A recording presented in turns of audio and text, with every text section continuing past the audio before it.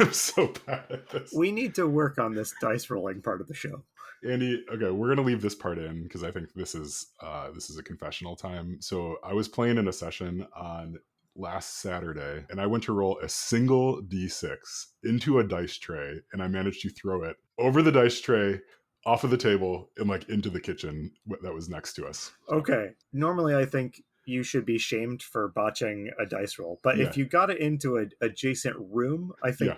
I think you get an automatic success for that. I don't know. Yeah. Like that's just a dramatic enough botch of your die I know. roll that It's it yeah. needs to be rewarded or Yeah, I mean, you recognized. think like, all right, man, this is like basic life skills, but nope, can't do it. All right, let's try that again. Okay. 6. Chris, the topic we will be discussing today is how do you help your players role play together rather than just with you, the GM? Nice.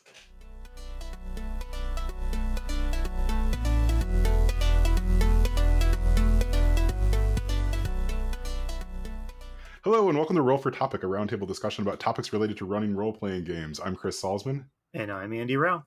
Andy, the episode that we're recording right now is going to go live a couple days before Roll for Topic Con 2023. I've heard of it, yes. Yes, yeah, I think you're attending. I hope you're attending. Yes. Otherwise, we should probably talk about that before we do anything else. But yeah, I'm getting really excited for it. I'm also hitting that point at which I'm like wondering, like, why are we doing this? This is terrible. This is awful. Like, what? Yeah. This is going to take so much work. And then, but I know since we've done this a couple times before, that feeling is going to fade into nothingness immediately as soon as we start the con, because I think it's going to be a super fun time. So. Yeah, well, I honestly feel this experience, which I also have every year right before the con, it's like a magnified version of that experience. I think I would like to think every GM has, although maybe only I have this. And that is like shortly before a game where you start thinking, maybe I can't do this. Why did I promise to like learn this new system and run it for people? Yeah. I don't know, it's going to be a disaster.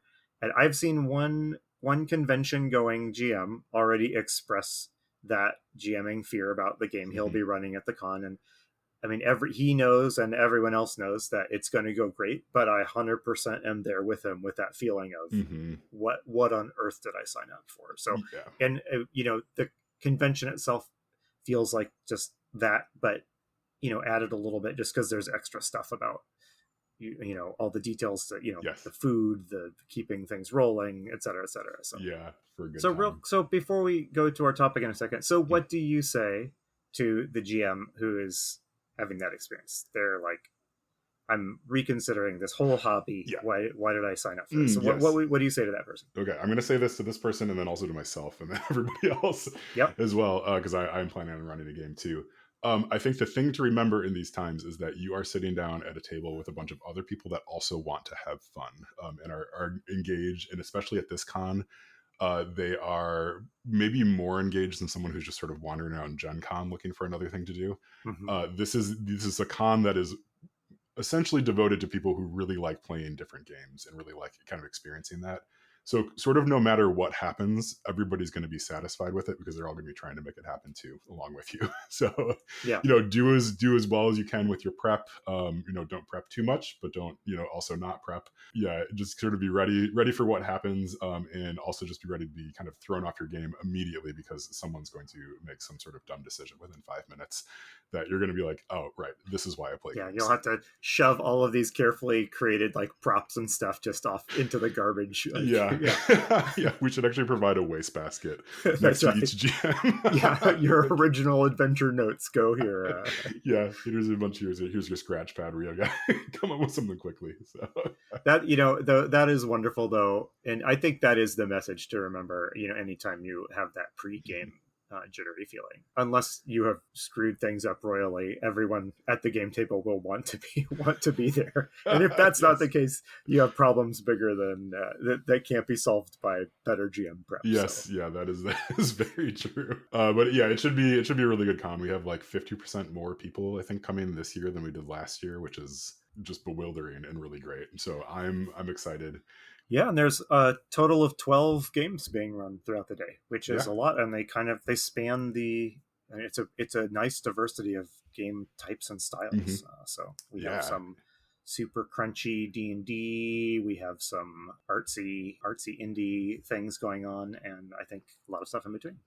Yep. But yeah, that is. I think that kind of does it for the like. Let's reflect about the con portion of this podcast. But yeah, I think probably our listeners are like, if they mention the con again, I'm just hitting delete on my yeah, yeah, that's fine. So let's jump into our topic, unless you had something else that you wanted to cover first. The only thing that I wanted to cover, because I just needed to be able to say it on the podcast at some point, is that my wife and I went and saw the Barbie movie. Oh, yeah. Right. And I warned you that I could talk about the Barbie movie for an hour straight, and I'm not going to do that here. You did, listeners. I didn't tell him that he wasn't allowed to do that, but I'm regretting that the way that interaction played out. But go ahead, Chris. Yeah, it was a really really good movie. It was very unexpected. The thing that I kind of like kept thinking as I was watching was like, this is an amazing like fantasy movie. It sort of defies genre in that like I don't think it's any sort of one thing, right? It's not just a comedy. Like it's for sure it's a commercial for Mattel for 2 hours straight, right? Like so it is that. It is also sort of like a movie about feminism and patriarchy and all that. It is also just like it operates by the same sort of fantasy logic that I really just love about like fantasy novels and things like that, right? There's sort of these unexplained things that you just have to sort of accept in order to interact with the story. And I found that really delightful that they didn't try to do so much world building and lore building behind it to like, yeah, try to make everything make sense in context of the story that they're trying to tell. Yeah, and it was pretty delightful. So anyway, 2 thumbs up. I would say definitely go watch it. I'm sure Oppenheimer is also good, but we went and saw Barbie instead. Yeah, I mean, there's you have to make those tough choices. Yes. So you've chosen a side, I think. Yes, I have. Yeah. Fair enough. Okay, all right. Well, let's get into our topic. So when we were looking at the table of topics before we actually rolled on it, we kind of identified this one as like, wow, this actually would probably be a pretty good one to talk about, because going into a con, we're all going to be playing with people that we don't normally play with. When we're thinking about this topic of like, yeah, how do you help players role play together rather than just with you? This is always on my mind, I think, whenever I sit down as a player. Yeah, how much am I supposed to be just talking to the GM in my character versus like talking to my table mates, right? Like my other players at the table. I think there can be a tendency in games where it's just like 5 people having one-on-one conversations with the GM. And then the GM every once in a while being like, well, okay, like here's something everybody needs to know, right? Like, take this into consideration. I don't know if that's bad or good. It's just something that I've sort of identified in my own game playing of like of maybe wanting more of like player to player interaction, or just noticing that it doesn't happen that often in the games that I'm playing. As usual, I got stuck on like, what does this question mean? And you made some assumptions that are interesting in the way you approach it. So let me rewind this a little bit. Okay. What are we talking about when we say role playing with each other? So I made an assumption that I think was faulty, but I'm a faulty person. And I kind of pictured people interacting in character with each other at the table, like the players. Because obviously, at many tables, players role play their character to you, the GM, right? Yeah, I feel in my experience, it's much rarer that, like, for example, 2 players talk to each other as their characters. Yes. Whereas that's not super uncommon when the GM is having an interaction with them. What does that mean? And is that what this question is talking about? And is that what you were talking about? Yeah, I think so. That's a good distinction to draw. I think that's what I'm driving about a little bit more of, like the in-character interaction. Although I do think there is also trying to figure out like what to do next, like sort of that meta level too. I think if that's not happening among your players, like that's a sign that there's something wrong, right? Like if no one's trying to strategize with each other, right? Like something else is going on at the table that you should probably be aware of. Usually in games that I play, I feel like that part goes well. The like, oh, let's figure out sort of what we're going to do next. Sort of stuff together. Kind of a group brainstorming session. Group brainstorming section. Like, oh, do you remember, like, did this thing happen? Did that thing happen? We need to decide where to travel to, like, how to do our battle formation, all that sort of stuff. Like that stuff I think is pretty natural to happen together. But yeah, I think the in character me turn into another character, and saying something and trying to make something like that happen. I don't know. I guess I don't know how to facilitate more of that, or if I should. Before we even talk about if it's a good thing or a bad thing, why do you think that it's common for a GM and a player to have an in-character conversation, but I feel like it's vanishingly rare that Mm-hmm. PCs do that. And almost all the interaction at my game tables I see occurs at that meta level. Mm-hmm. And at most you might get some like, well, my character here would probably want to do this. What do you guys think? Yeah. Why don't players have those in character conversations as much? I wonder if it's a question of agency over the story and the narrative. If the game is set up such that like the players can't really make a decision about like there's a shop over there, right? Like they can't make sort of those like world level decisions or decisions about like where the plot's going or like stuff like that. It can be somewhat hard to have a conversation at that point, right? Because Hmm. then you're just like maybe you're chit chatting, which is one thing, but if you're trying to make a decision about something that might be related to like the state of the world that you're playing in, I think that's where it's like if the players themselves are trying to be respectful of whatever the GM is doing, they don't want to step on toes, right? It's like Hmm. you can't really have those conversations without having to sort of stop every couple seconds and be like, is that okay? Is that okay? Can we be talking about this in this way? Like, are we missing something to the GM? I wonder if player to player role playing in that in character sense, I wonder if it sort of calls out some of the artificiality of the setup in a way that Mm. is kind of subconsciously uncomfortable. Hmm. A lot of player chat happens during a role playing game that is not meant to reflect anything that's happening in the world of the game, right? Yes. Yes. Yeah. And in real life you do not stop every 3 minutes to have like a check-in strategy conversation with the team around you, right? In role-playing games you do every couple of minutes. Hmm.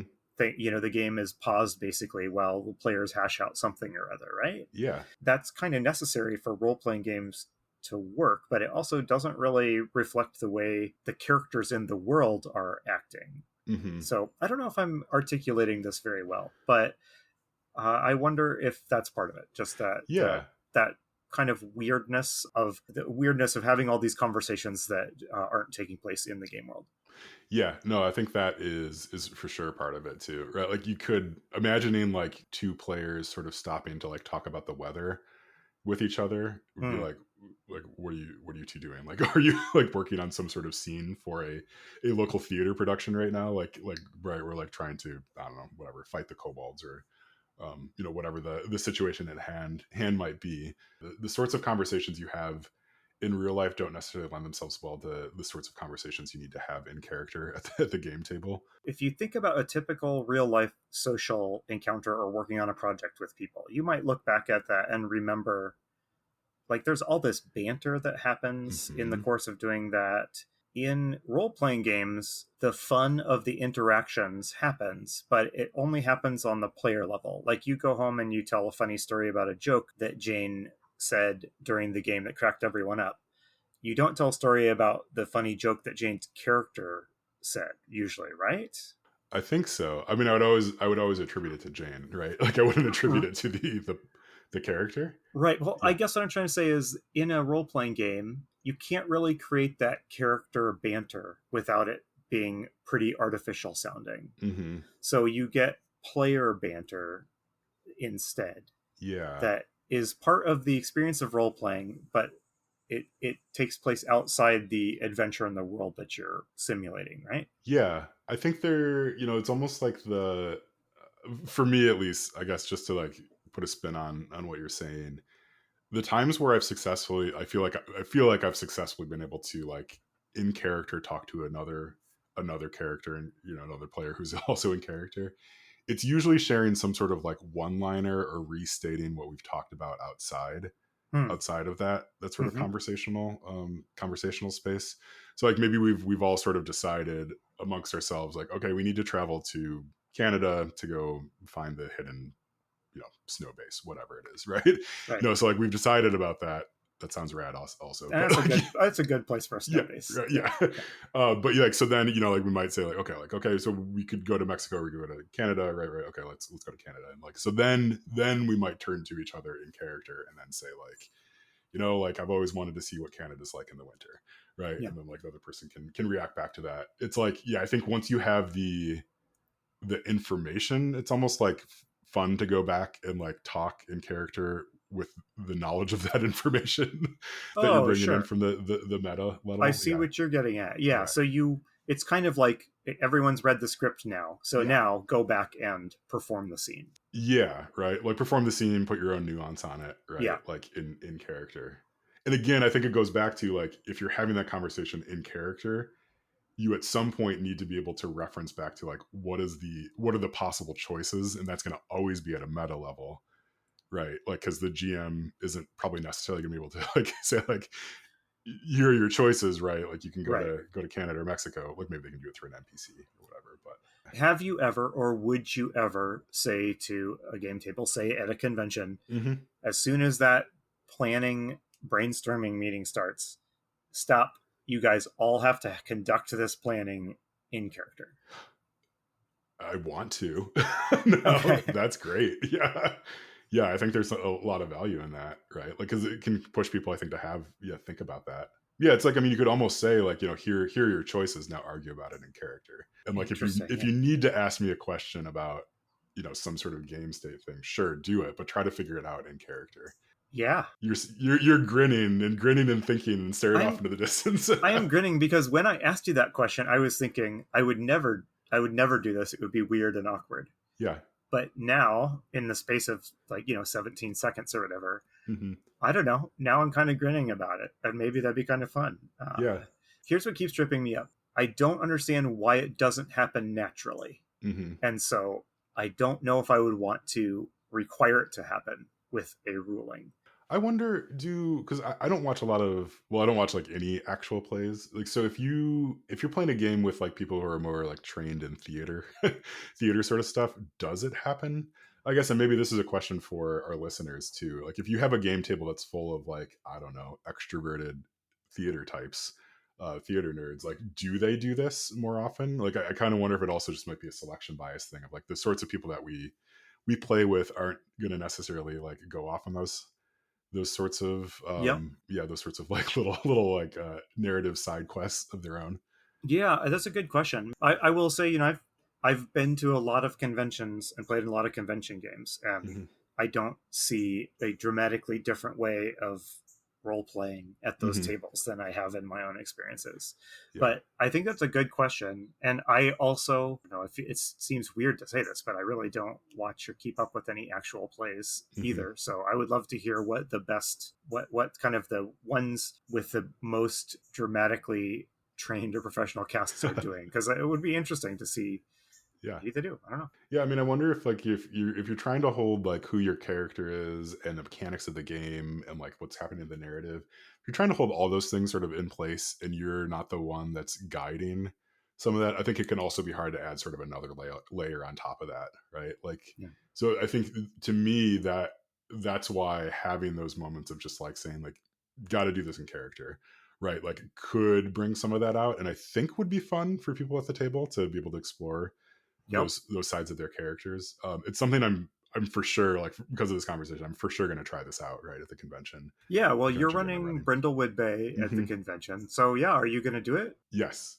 yeah, I think so. So there is the cool mechanic in Brindlewood Bay is the theorize roll, right? So this is like after you've collected all of your clues and stuff, you sit down and try to figure out like how do they connect to each other and make a roll. I mean, I think I'm going to try to have them do that in character as much as possible. And I might just experiment with like if two characters are in the same room together doing something, like having them have to talk to each other about it too. Like, yeah, talk to each other. This is one of those things where my sense is it's awkward for everybody, but also a lot of people would appreciate being asked to do it, Hmm. right? Like I Yep. think there's certain things in life and then also at the gaming table where that nudge is what you need, the nudge and the permission to Yeah. do it, right? Like in the space as well. There's another conversation lurking behind this one, which is that I feel like in the way we've talked about this, we've kind of defaulted to this idea that sort of a purer form of role playing is acting out your character in a Mm, theater style. Like, yeah, yeah. I imagine there's some people listening that would object to that and Hmm. say Yeah. that is something different. Hmm. And good role playing in Dungeons and Dragons is not the same as good performance of a role in a play. Yeah, no, I agree. Something I'll often tell new players is if they're comfortable talking in character, they can. If they're not, they're always free to just say, my character does this, right? My character says that. Like, because I think having that step removed can be helpful for people who are maybe new at the game to figure out like who their character is, but then also how to play the game when they're not also thinking about like, I don't know, like how do I do a character voice or how do I, like, Yeah. how do I talk as someone else? It's a little bit easier to just sort of describe like, oh, yes, my dwarf walks over there and does this thing, Yeah. right? Or like, or tries to get across like this idea, right? Like to them, and you don't really necessarily have to like figure out how to say that, right? You can just sort of shortcut and just give the bullet point. That's a good topic as well. Mm-hmm. The question of that I question, do you say Yes. I attack the goblin or my barbarian attacks the goblin? Mm-hmm. In my own gaming history, so I kind of self-taught myself to roleplay just reading the examples in the front of the rule books and stuff, and then I taught my players how to play. We just said I think we understood our PCs as sort of like video game style avatars. Mm-hmm. I had to kind of train myself to start saying my character will do this. Hmm. And I started doing that partly because it seemed to be what other people were more comfortable doing around me. But I wonder, as games have started presenting scenarios where you are playing out kind of predefined roles rather than bringing a blank slate Mm-hmm. Mario or Gordon, who's the Half-Life guy, whatever, I the think, yeah, I think Gordon. famous kind of silent uh, projections of yourself, Yeah. And I wonder if there's been a shift that has made our awareness that we are directing a character that is separate from us through a scenario. I wonder if that awareness is a little different than it was in the earlier day of the hobbies, where it was more like, who are you going to be in my next D&D game? Yeah, that's fascinating. Yeah, I mean, I think you're right. This is kind of a whole separate topic, and I'm sure I'm sure there's been some academic writing on it too. Because I mean, that is like it seems like a subtle difference, but the more you go down that road, the more complicated questions about embodiment and like storytelling and, and things like that that brings up just from the difference of like saying I go over there or my dwarf goes over there. You know? Yeah, well, I wasn't meaning to drag us away from our topic because I am Mhm, thinking of this in the general framework of player to player role playing. And mhm, I mean, the answer to that question of how do you refer to yourself, it greatly affects the kind of role playing you can do at the table, because it's mhm, a really different feel at the table to say my paladin tries to convince your dwarf that this is the wrong course of action, mhm, versus you don't say my paladin says to your dwarf, hey, and then you say it out. I feel like you either voice the character or you relate in kind of that in summary form what they're doing. I think those are the mhm. two comfortable ways to role play with Yeah. others. And I don't know, am I making sense? No, I think you are. I mean, to me, this comes down to the distinction between someone like coming into a room and you're like, oh, and there's, the Duke is sitting behind his, his ornate throne, like looking at a map of the map of the Western lands. And you're like, well, I roll intimidation Yeah. versus like going up and like being like, I slam my fist down on the table and say like, like, how dare you even look at that Hmm. map? Yep. Right? Like those are like the two ways of approaching that. To me, the like I go in and roll intimidation, like it's like, oh, like you're like missing something that can be cool about this, Hmm. right? Like Yep. I will tell you when you need to roll intimidation. You tell me what you're doing, and Yeah. then we'll sort of figure out what happens from there.